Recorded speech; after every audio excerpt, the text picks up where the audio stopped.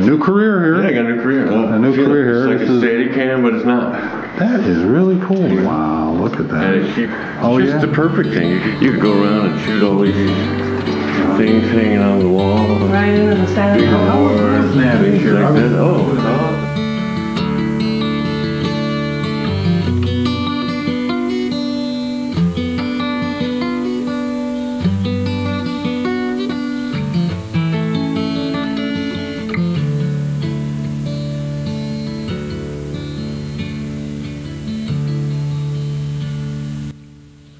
Often when I play the 12-string, I'm playing it by myself, and I need to add a bass line. And I've learned an awful lot about adding bass lines from Stanley Clarke.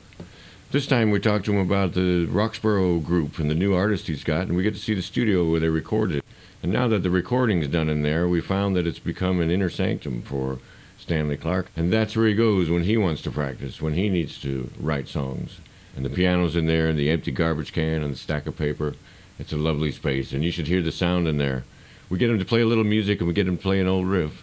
You don't want to miss this. Now, these artists on your new label, tell me their names. I don't have them in front of me. One guy, Israeli guy named Ruslan Sirota, a guy from up north in San Francisco. His name is Lloyd Gregory, guitar player. A composer here in Santa Monica. His name is Kennard Ramsey, and an amazing female piano player. Her name is Sonny Paxson. It sounds like quite a lineup. I read a little bit about them. They're really talented people. The first 4 artists, and we're just building the company. And you know, by next year we hope to double the roster and just building a small business. That's what it takes. That's what it takes. And it takes a lot of hard work. It takes, and then you have your other job too. This is not your day job. Yeah, this is your hobby job. It's my hobby job, and then I got my other stuff. And so, are you using your own studio for this? Are you building a new thing? Yeah, I got a studio back. Maybe we could get a peek in there with our little tour cam. That'd be great. The process of recording for you. How many albums now? I don't know. Danielle knows. 40. It's a lot of records. And that's only a tiny little portion of your recording experience. Yeah. But that recording experience, talk about that a little bit. When you get into the studio, people who are up and comers maybe don't know what that's like. What it's like when you get in the studio. What's the process? You got to go in there and play your song. Yeah. But how's it work? Well, you know, going in the studio is and recording.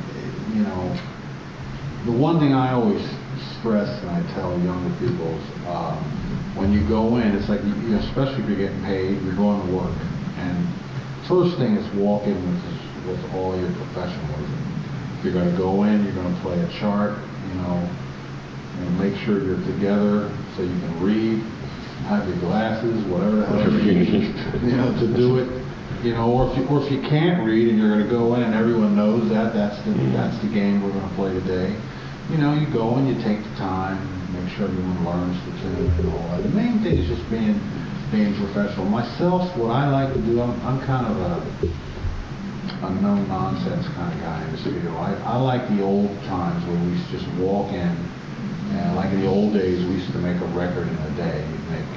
Just go in, do 8 tunes, you start 10 in the morning, you get out in the evening, it's done, boom. Now, with all the overdubbing and all that kind of stuff, the only thing I don't like about it is it gives musicians an opportunity not to be great. Yeah. Like, I'll fix it in post. Fix that tomorrow. Yeah. But in our time, there was none of that. Yeah. You had to hit or nothing. Well, I try to get that through to my kids, and my son just had a terrific experience in a recording studio that they did to tape and old analog, and they did it old school. The old way? He said it was just the most amazing experience. He's heard me talk about some of those things, and he's like, "That's great. It's just the most amazing thing." And the guy that he had, I wish I had his name. Maybe we'll have it on the website. Did a wonderful job, and my son's in a power duo. He plays guitar, and kid plays the drums, and to get that sound across, that live sound across. This guy did an amazing job, and the way they managed to accomplish that is old school. Go in, no nonsense, and they, like you said, they went in there in one day and they got it all done. This generation now, the guys that are between 15 and 25, this is a great generation of musicians because embracing the old times. They know there's some things back there. Like, for instance, I remember in the 80s, I basically needed an engineer.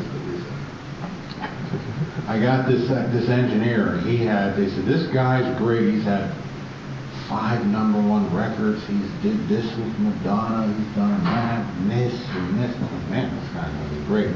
We go and we're doing a drum date. You know, the guy had never put a mic in front of a drum set ever. He was the guy that recorded drum machines. Oh, it's a little different. And we were really struggling too, because the guy, I had respect for him. You know, he did accomplish something. But I said, man, how did He says, Stanley, I just didn't realize that. Wow, yeah, we're going to record like. I said, real instruments? He says, yeah, but we got him through it. There was a second engineer there that ran the studio, and he helped out. And then once we got everything laid up and wired up, he was good. Yeah. He was very good with EQing and stuff. What I like about the kids now is they embrace microphones, They get the gear, technology. they understand things, and and now a lot of the plugins that you see in Pro Tools that are digital plugins, especially the ones that are sort of emulate some of the old stuff, the old compressors, you see the kids getting into it, and it's done in a different way, but it's really nice. So I'm sure your kid is like. I think it was a really good experience. Yeah, I think sure he won't forget that. He won't forget that. He won't forget that. And the drummer has 2 positions, on and off, and it's very difficult to mic because he's so loud. Yeah. And this guy had all the old school mics, and he knew where to put them, and the reverb spring was a huge plate on the wall back in the back room somewhere. They fed us eagle through. Yeah. It was just terrific. It's good they know that. I mean, it's drums sound great doing all that other stuff. Yeah. The bass. Drummers. How many drummers have you played with? Everyone. I don't know. Everyone. If you had to pick a drummers. session drummer, a favorite, that's impossible. Huh? Well, I'll tell you, like if there's a session drummer, if I was doing a poll, and who would you put #1? I'd put Stevie Gadd. And the reason for Stevie Gadd, Stevie was a guy that, first of all, he could play whatever. You never knew whether his reading skills were. You don't know, because he'd come and he had a knack of just knowing the tune and where to lay it, and he'd break it down like he'd have parts. Like you could always tell. Oh, he's in the bridge. He's in the A section. He's in the release of the song. He's this, because he's very scientific about what he does, and he has a good feel. And I just don't know how he did it, but the most important thing that he had was his sound. He came in and his drums were like tuned for the microphones. And all the engineers used to say, God, listen to these drums. I don't have to do anything. So I mean, so there's other guys that play great and all that, and Don't take the time. Yeah, but just overall guy, like, I know that if I go in the studio with Stevie, no matter what, I'm going to walk out with something really top shelf, And I would assume in your early days, you talk about rock and roll, that relationship with the bass player and the drummer has made a huge impact on the rest of your career, I would imagine. Oh, when you stepped out in front, you had that rock solid rhythm behind you. There's some powerful drummers. I mean, Billy Cobham, Lenny White, Well, these are guys you introduced me to. Yeah. Thank you. I'm telling you, some of those albums that I found in the same section as yours just changed my life. They were just amazing to hear some of these players play what they did, seemingly without any effort whatsoever. It's amazing. It was an amazing time in the mid-70s. Well, and that's another question I have for you. What do you think of, everybody's going to ask you this question. What do you think about, you're a bass player. How's that working out for you? But, what is the state of music? Somebody asked me, what do you think about American jazz? Is it still American jazz, or are we on to something else now? I think that music now is becoming more, every day, more world music, Jazz fits in that as well. Yeah, it's just jazz is just something that's in there. I mean, I don't really notice it's so much. I mean, there's guys that are purists, and they are diehard whatever, jazz, dial, country, jazz, whatever. I mean, you're always going to have that. There's people that are steeped in tradition, and I think that's what keeps societies strong. Yeah. I mean, everyone can't just, you just can't let everything go for the sake of being together. It's just so, you know, but just overall, I think the natural evolution that I see in music is that more people are, you know, going, yeah, let me go here, I want that African drummer to play, or hey, that Bulgarian flute player, let's get him in here. You know, but that's what makes good music, I think. It's like we go back and forth, it's that combination of sound. Yeah, and then the musicians are all the same. Yeah. I mean, there are, you know, whether a guy's from Bulgaria or Senegal or something, when you really sit the guy down and we're all so similar, just guys playing. And you don't need to speak the same language. I had a wonderful experience with a Japanese fella who came to my house, and we had a big party, so we come and had a big jam, and we played for hours. We never passed 2 words between us, and we just struck it musically. That's how we communicated. It was great. Fine. The greatest experience I ever had in this house was it was 2 days. My wife has a friend. We went to see the Dalai Lama. Okay, so there were a bunch of monks in town, and my wife knew someone that knew someone who wanted to have this house blessed. So I come in, and these guys, matter of fact, they have this sofa, they make this shrine, and one of the guys was there, and these guys, and you know, I walk in, everyone's sitting on the floor, and this doors were open out there, and you know, we're playing, and you know, finally they finished blessing the house, and then there were all these musicians. I have no idea who these people were, man. Some guys had little ding. Oh, the little zills. Some guys were some Indian guys that had tablas. And at one point, like every space in the house, somebody was playing something. Oh, man. And that was some wild stuff.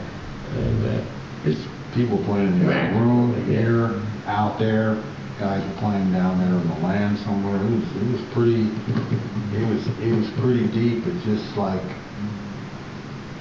It just really surpassed, and it just was beyond the idea of even, you know, I had a 4-piece group. Yeah. It really became like just, you know, people just playing. Yeah. It's beautiful.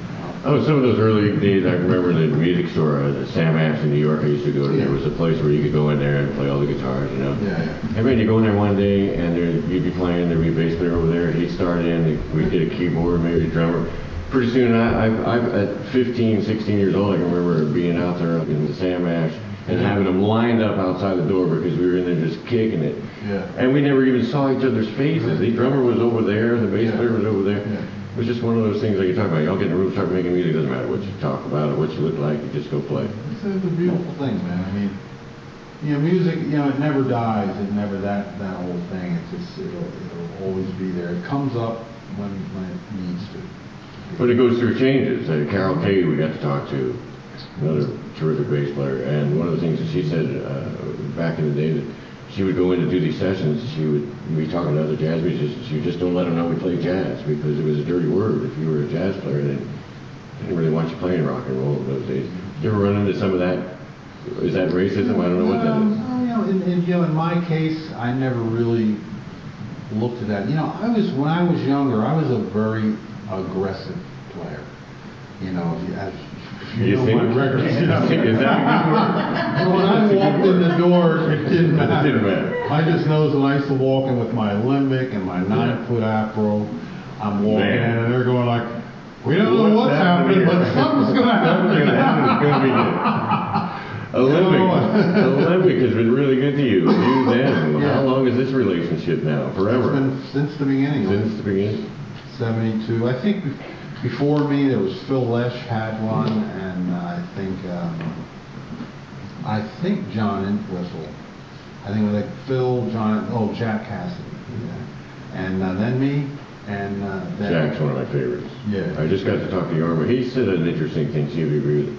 Our styles that define us are outgrowths of our inadequacies.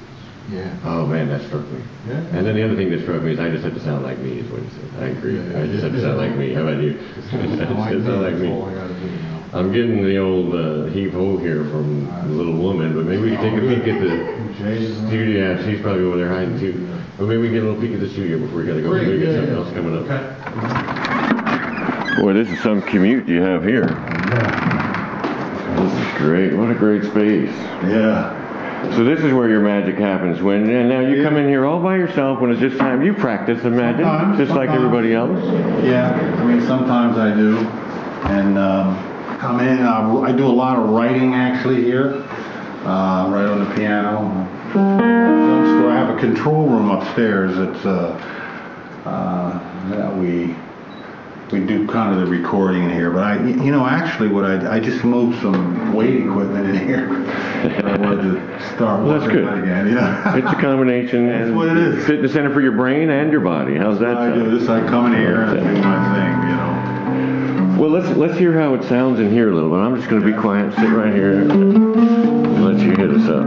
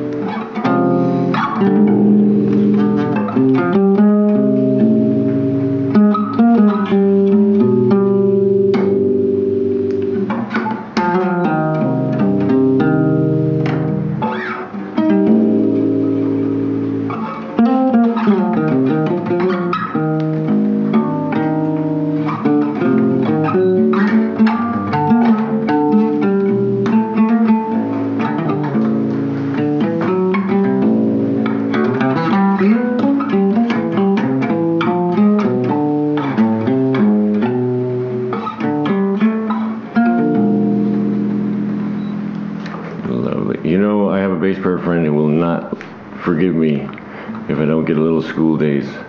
School days. School days. That takes you back a little bit.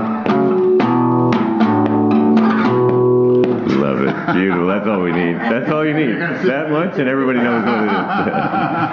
Well, there you go. Thank you so much. Keep an eye out for Stanley Clarke Band coming to a town near you. There's probably a website where you can figure out where that is. And Return to Forever 4 World Tour 2011. That's going to be exciting. He promised us tickets. We get to go. You should be there too. Check returntoforever.com. Chicory and the gang will be there, and this is a show you don't want to miss. Well, I hope you enjoyed meeting Stanley Clarke as much as I did. I got to play with him. How cool is that? Be sure to check out roxboroentertainment.com. Stanley knows good music, and he's put some there for you. 4 amazing new artists and 4 amazing new CDs. 2 are out already. 2 are coming out real soon. Probably be out by the time you see this. And there's some videos up on Barefoot Music News where you can see them playing at the launch party. Something magical about a house filled with music. My house has been full of music that's been influenced by Stanley Clarke for a really long time. I appreciate everything that you've done for me, my friend, and I'm passing it along. Enjoy.